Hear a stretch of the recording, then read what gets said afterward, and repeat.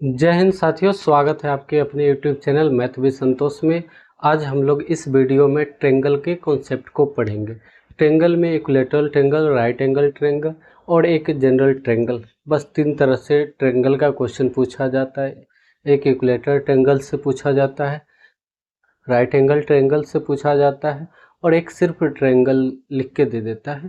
ठीक है, ये 3 से क्वेश्चन आता है। ऐसे आइसोसेलेस ट्रेंगल का भी आता है क्वेश्चन, लेकिन आइसोसेलेस ट्रेंगल का क्वेश्चन भी हम लोग जनरल मेथड से पढ़ते हैं, जनरल मेथड से बनाते हैं, तो इसलिए हम लोग स्टेप बाय स्टेप सीखते हैं।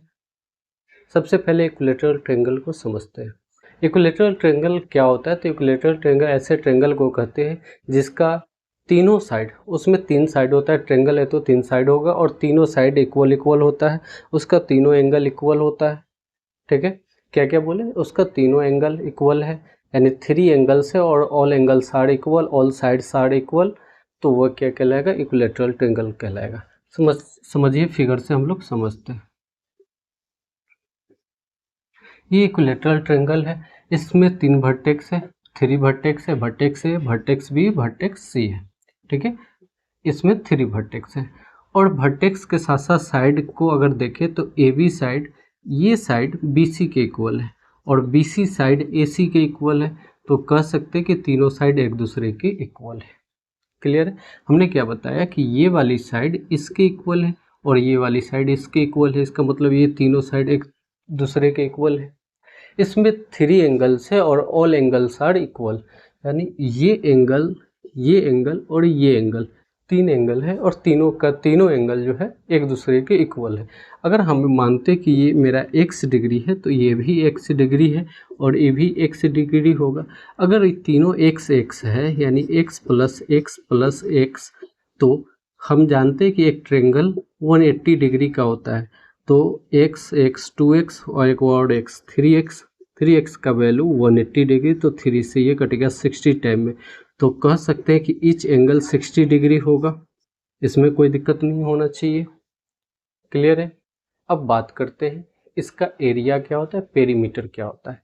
तो जब मेंसुरेशन शुरू किए थे तो उस समय हम एक फार्मूला बताए थे कि अगर क्वेश्चन का डिमांड हो पेरीमीटर, तो पेरीमीटर अगर आपको याद ना हो तो लिखेंगे सम ऑफ ऑल साइड लिखेंगे। क्या लिखेंगे? सम ऑफ ऑल साइड। इस फिगर में जो इक्विलैटरल ट्रेंगल है, इस ट्रेंगल में 3 के 3 साइड है और तीनों साइड एक दूसरे के इक्वल है, तो 3 इंटू साइड लिख सकते हैं। कैसे लिखेंगे? तो देखिए, हमने अभी बताया कि ए बी साइड है, बी सी साइड है और ए सी साइड है। तीनों साइड का जो सम होगा वही पेरीमीटर होगा, बोले थे ना। तो इसको अगर हम लोग मान लेते कि ए सेंटीमीटर का है, तो ये भी हमारा ए सेंटीमीटर होगा और ये भी हमारा ए सेंटीमीटर होगा। क्लियर है? तो ए प्लस ए मतलब 3a, तो perimeter of equilateral triangle 3a, या इसी चीज को क्या लिख सकते हैं? 3 इंटू साइड लिख सकते हैं। कंप्लीट है यहाँ तक? क्लियर है? अब नेक्स्ट होता है इसका एरिया। एरिया होता है √3/4 इंटू साइड स्क्वायर होता है। क्या होता है? √3/4 इंटू साइड स्क्वायर। इसका अगर बात करें एरिया का, एरिया होता है √3/4 इंटू साइड स्क्वायर। ठीक है, लेकिन जो आपका सैनिक स्कूल हो, नवोदय हो, मिलिट्री स्कूल हो, उसमें एरिया ना पूछ के हाइट पूछता है। एरिया ना पूछ के हाइट पूछता है। हाइट ऑफ इक्विलैटरल ट्रायंगल निकालना होता है, तो पहले समझिए हाइट तो ये होगा ना, इसके वर्टेक्स से यहाँ पे एक सीधी खींची हुई लाइन जो यहाँ पे 90 डिग्री का एंगल बनाता हो, तो हाइट ऑफ इक्विलैटरल ट्रायंगल होता है √3/2 इंटू साइड होता है। क्या लिखेंगे? √3/2 इंटू साइड। एरिया क्या होगा? √3/4 इंटू साइड स्क्वायर। यहाँ समझिए थोड़ा सा कंफ्यूजन होगा, इसलिए यहीं पे क्लियर कर देते हैं। ये 4 है, यहाँ स्क्वायर है, यहाँ 2 है, यहाँ सिर्फ साइड है। तो height of equilateral triangle √3/2 into side होगा, एरिया √3/4 इंटू साइड स्क्वायर होगा, पेरीमीटर 3 इंटू साइड होगा। इसमें ईच एंगल 60 डिग्री का होगा, 60 डिग्री का होगा। Sum of all angle 180 degree होगा। इसमें 3 साइड है, all sides are equal. Okay, तो ये था इक्विलेटरल ट्रायंगल। इसका बस ये 3 प्रॉपर्टी को आप ध्यान में रखिएगा कि पेरीमीटर 3 इंटू साइड होता है, एरिया √3/4 इंटू साइड स्क्वायर होता है, और हाइट √3/2 इंटू साइड। ये बहुत इंपॉर्टेंट है, ये इससे हर साल सैनिक स्कूल में 2-3 क्वेश्चन मिलता है। वहीं बात करें हम नवोदय का तो 1-2 क्वेश्चन देखने को मिल जाता है। तो चलिए अब हम क्वेश्चन पे आते हैं। अभी हम लोग इक्विलेटरल ट्रायंगल पढ़े थे, अब उसी का ये 3 क्वेश्चन है। हमने कोशिश किया कि इसी 3 क्वेश्चन में आपका सारा इक्विलेटरल ट्रायंगल का टाइप इसमें आ जाए। तो पहला क्वेश्चन को ही देखते हैं। Find the length of the height of an equilateral triangle of side 24 centimetre. Side of equilateral triangle 24 centimetre है। फाइंड क्या करना है? हाइट फाइंड करना है। ओके, तो height of equilateral triangle copy उलट के देखिए, आप लिखे थे √3/2 इंटू साइड होता है, यही पढ़े थे। √3/2 इंटू साइड है 24, तो 24, इससे ये कट गया 12 टाइम में, तो 12√3 सेंटीमीटर ये हो जाएगा आंसर। अगर डेसिमल फॉर्मेट में चेंज करना हो तो एक डाटा आप याद कर लीजिए कि √3 = होता है 1.732, ठीक है, तो ये याद रख लीजिए। अगर ये ऑप्शन में डेसिमल फॉर्मेट में रहता तो 12 को 1.732 से मल्टीप्लाई कर लेते तो वो आंसर हो जाता। क्लियर है? नेक्स्ट क्वेश्चन है, the area of an equilateral triangle is 16√3 centimetre square. Equilateral triangle का एरिया दे रखा है, find the length of each side. अब लेंथ ऑफ ईच साइड पूछा जा रहा है, तो एरिया दे रखा है, तो जो, हाँ याद रखिएगा, जो दिया हुआ है ना वही सबसे पहले निकालेंगे, क्योंकि वहीं से क्वेश्चन का कुछ ना कुछ क्लू छुपा हुआ रहता है। तो देखेंगे क्या दिया हुआ है। तो एरिया दे रखा है, और एरिया हम लोग पढ़े कि √3/4 इंटू साइड स्क्वायर रहता है, और ये है 16√3। √3 से √3 कैंसिल, तो एरिया स्क्वायर इक्वल टू, ये 4 इधर लेके आइएगा तो 4 16 जा 64 होगा, तो a इक्वल टू √64, और √64 मतलब 8। तो साइड ही तो a था और a का वैल्यू ही पूछा जा रहा था कि ईच साइड फाइंड करना है, तो साइड कितना हो जाएगा? 8 सेंटीमीटर। क्लियर है? आशा करते हैं समझ में आ गया हो। अगर यहीं से अगर क्वेश्चन में रहता कि फाइंड पेरीमीटर, फाइंड पेरीमीटर, अगर पेरीमीटर ऐसा कुछ लिखा हुआ रहता तो क्या करते? तो perimeter equal to 3 into side लिखते, यानी 3 इंटू 8 24 सेंटीमीटर लिख देते। कंप्लीट है बात? क्लियर? समझ में आ रहा होगा। नेक्स्ट देखते हैं, find the area and perimeter. Area और पेरीमीटर दोनों निकालना है। इक्विलेटरल ट्रायंगल जिसका साइड दे रखा है 20 सेंटीमीटर का, साइड दे रखा है 20 सेंटीमीटर, एरिया निकालना है और पेरीमीटर निकालना है। चलिए थोड़ा सा बोर्ड को क्लीन करते हैं। साइड दे रखा है क्वेश्चन में, और साइड दे रखा है 20 सेंटीमीटर, और यहीं से पूछा जा रहा है हमसे एरिया बताए। तो एरिया पड़े हैं √3/4 इंटू साइड स्क्वायर, तो साइड का वैल्यू 20 था, तो 20 का स्क्वायर 20 इंटू 20, 4 से इसको काट दीजिए 5 टाइम में, तो √3 का वैल्यू 1.732, और ये दोनों को मल्टीप्लाई कर लेंगे तो 100 आएगा। अच्छा, माइंड में आ रहा होगा कि सर अभी पीछे वाले क्वेश्चन में √3 ही रहने दिए, इसमें आप चेंज क्यों किए? तो इसका ऑप्शन जो था वो दे रखा है डेसिमल में, तो इसलिए चेंज किए। अगर ना भी करेंगे तो भी सही है, ठीक है। तो जैसा सिचुएशन रहेगा उसके अकॉर्डिंग सोल्व करेंगे। चलिए देखते हैं।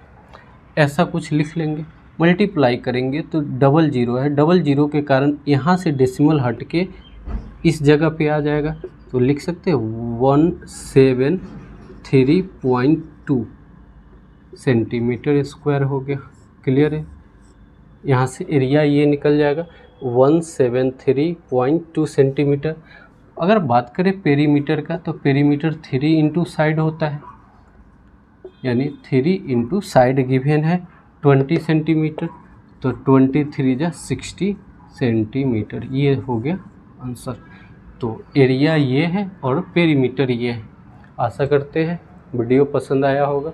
वीडियो पसंद आया तो लाइक, कमेंट, शेयर, सब्सक्राइब करें। चलिए अब राइट एंगल ट्रायंगल के बारे में पढ़ते हैं। राइट एंगल ट्रायंगल देखते हैं। राइट एंगल ट्रायंगल किसको कहते हैं? तो जिस ट्रेंगल का एक एंगल 90 डिग्री का हो, एक ट्रेंगल हमें ये ऐसा फॉर्म किए, इसमें से वन एंगल, ये वाली एंगल 90 डिग्री का है, ये राइट एंगल ट्रेंगल कहलाएगा। या ट्रेंगल कुछ ऐसे भी हो सकता है, यहाँ पर भी ये एंगल अगर 90 डिग्री का बना, ये भी राइट एंगल ट्रेंगल कहला सकता है। तो ओवरऑल कहने का मतलब यह है कि ट्रेंगल की वैसी वैरायटी जिसमें वन एंगल 90 डिग्री का हो, वो राइट एंगल ट्रेंगल कहलाएगा। ओके, राइट एंगल ट्रेंगल तो कहला जाएगा। लेकिन अब इसमें बेस, हाइट और हाइपोटेनस, ये तीन बातें आती हैं। बेस किसको कहते हैं? तो जिस साइड पर परपेंडिकुलर डाला जाता है वह बेस कहलाता है, और जो परपेंडिकुलर बनता है वो हाइट कहलाता है। ये बेस है, और इस बेस पे ऊपर से जो लाइन हम लोग डाले, ये ऊपर वाली लाइन परपेंडिकुलर, ये बेस हुआ, ये परपेंडिकुलर, ये बेस है। क्या बोले? ये बेस है और ये परपेंडिकुलर है, और परपेंडिकुलर को ही हम लोग हाइट बोलते हैं। क्या बोलते हैं? हाइट बोलते हैं। ओके, इस वाले में इसको बोलते हैं हाइपोटेनस बोलते हैं। जो 10th में पढ़ना है इसके बारे में विशेष बातें, तो हाँ, इसी जगह पे एक अनाउंसमेंट कर दे। इस मंडे से क्लास 10 का ट्रिगोनोमेट्री चैप्टर में जो प्रूफ करने वाली सेक्शन है, उस सेक्शन को हम लोग सोल्व करेंगे, और उसमें RS Agarwal, RD Sharma, RK Bansal और NCERT, ये 4 बुक को कंपाइल करके लगभग 100 से 150 क्वेश्चन होता है। ठीक है, ये 100 से 150 क्वेश्चन हम लोग करेंगे, जो क्लास 10th के लिए बहुत ही इम्पोर्टेंट होगा। क्लास 10th में इस सेक्शन से सिर्फ 2 क्वेश्चन आता है, लेकिन कौन सा 2 क्वेश्चन आएगा किसी को नहीं पता। ठीक है, इसलिए हम लोग लगभग 150 एबव क्वेश्चन को गढ़ेंगे क्लास 10th के लिए। मंडे से तैयार रहिएगा। मंडे से क्लास 10th वालों के लिए ये सेक्शन लेके आ रहे हैं, तो आप लोग तैयार रहिए। चलिए देखते हैं। अब यहाँ से पूछा जाता है जनरली एरिया होता है 1/2 इंटू बेस इंटू ये वाली हाइट या परपेंडिकुलर, जो भी लिखना है लिख लीजिए। क्या पूछा जाता है? एरिया ही पूछा जाता है। Area 1/2 into base into height. या क्वेश्चन में एक और बात दे देता है कि इस पॉइंट से जो लंबी वाली साइड है, यानी ये वाली साइड है, इस पे परपेंडिकुलर डाला जाता है। ओके, परपेंडिकुलर डाला जाता है, तो पूछा जाएगा कि इसका हाइट क्या होगा। यानी इसमें अगर दूसरा वैरायटी का क्वेश्चन आता है तो यही आता है। ओके, समझिए। तो ऐसा कुछ दिया हुआ है, तो हम लोग ABCD कुछ मान लेते हैं। ये A है, इधर B है, इधर C है। तो क्वेश्चन में पूछेगा आपसे, अगर यहाँ से परपेंडिकुलर इधर 90 डिग्री बनाता है पॉइंट D पे, तो इस जगह पे जो क्वेश्चन बनने की संभावना है वह क्या बनता है कि BD का लेंथ पूछेगा। BD का लेंथ क्या होगा?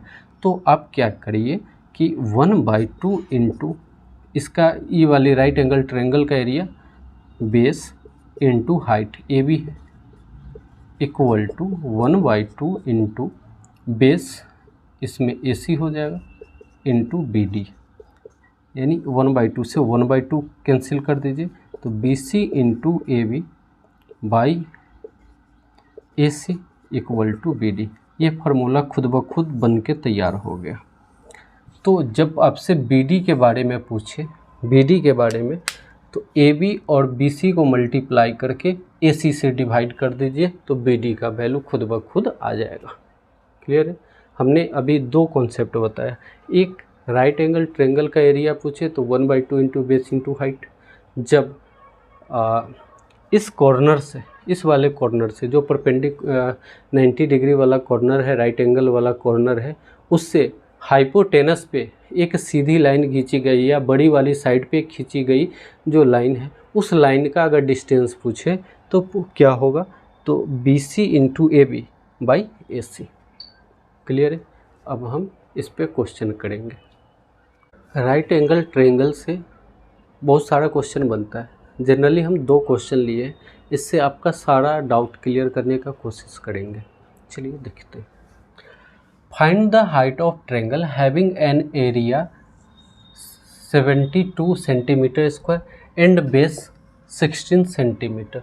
बेस 16 है, एरिया दे रखा है, तो आपको पता होगा area equal to 1/2 into base into height होता है। एरिया गिवन है 72 equal to half into base 16 है इंटू हाइट, ये लिखेंगे। 2 से 16 8 टाइम में कैंसिल, 8 से ये 9 टाइम में कैंसिल, तो यहाँ बच गया 9 और इधर बचा हुआ है हाइट। तो हाइट इक्वल टू कितना मीटर सेंटीमीटर, तो ये 9 सेंटीमीटर लिख सकते हैं। हाइट इक्वल टू 9 सेंटीमीटर, ये आंसर कर दीजिए। कंप्लीट है, आसान था ये। इस टाइप का क्वेश्चन आता है एग्ज़ाम में, आप प्रीवियस ईयर क्वेश्चन उलट के देखिए, मिलेगा आपको। आरएमएस में तो ऐसा भरा हुआ है, आरएमएस में भरा पड़ा है इस टाइप का क्वेश्चन। हाँ, ये वाली क्वेश्चन को समझिए, इसमें हमने एक अलग टाइप का क्वेश्चन लिया है। जैसे समझिए ये राइट एंगल ट्रायंगल है, तो इसमें हमने बताया कि ये वाली साइड को हम लोग बेस बोलते हैं, इसको बोलते हैं हाइपोटेनस। ये तो ये हो जाएगा परपेंडिकुलर होगा। तो एक रिलेशन होता है, हाइपोटेनस को एच से रिप्रेजेंट करते हैं। Hypotenuse square equal to perpendicular का स्क्वायर प्लस बेस का स्क्वायर होता है, ये होता है।